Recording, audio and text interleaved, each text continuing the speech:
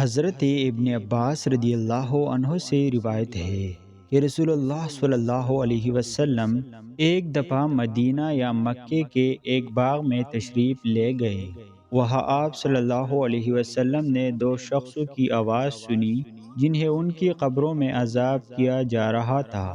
آپ صلی اللہ علیہ وسلم نے فرمایا کہ ان پر عذاب ہو رہا ہے اور کسی بہت بڑے گناہ کی وجہ سے نہیں۔ پھر آپ صلی اللہ علیہ وسلم نے فرمایا، بات یہ ہے کہ ایک شخص ان میں سے پیشاب کے چینٹوں سے بچنے کا اہتمام نہیں کرتا تھا اور دوسرا شخص چغل خوری کیا کرتا تھا۔ پھر آپ صلی اللہ علیہ وسلم نے کھجور کی ایک ڈالی منگوائی اور اس کو توڑ کر دو ٹکڑے کیا اور ان میں سے ایک ایک ٹکڑا ہر ایک کی قبر پر رکھ دیا۔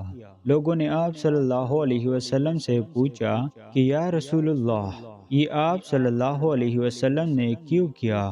آپ صلی اللہ علیہ وسلم نے فرمایا، اس لیے کہ جب تک یہ ڈالیاں خشک ہو شاید اس وقت تک ان پر عذاب کم ہو جائے۔ صحیح بخاری حدیث نمبر 216۔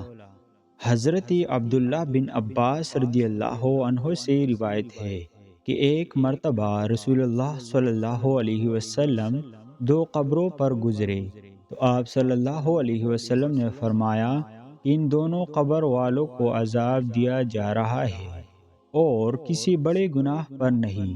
ایک تو ان میں سے پیشاب سے احتیاط نہیں کرتا تھا اور دوسرا چغل خوری کیا کرتا تھا۔ پھر آپ صلی اللہ علیہ وسلم نے ایک ہری ٹہنی لے کر بیچ سے اس کے دو ٹکڑے کیے اور ہر ایک قبر پر ایک ٹکڑا گاڑ دیا۔ لوگوں نے پوچھا کہ یا رسول اللہ، آپ صلی اللہ علیہ وسلم نے ایسا کیوں کیا؟ آپ صلی اللہ علیہ وسلم نے فرمایا، شاید جب تک یہ ٹہنیاں خشک نہ ہو ان پر عذاب میں کچھ تخفیف رہے۔ ابن المثنی نے کہا کہ اس حدیث کو ہم سے وکیع نے بیان کیا، ان سے عمیش نے، انہوں نے مجاہد سے اسی طرح سنا۔ صحیح بخاری حدیث نمبر 218۔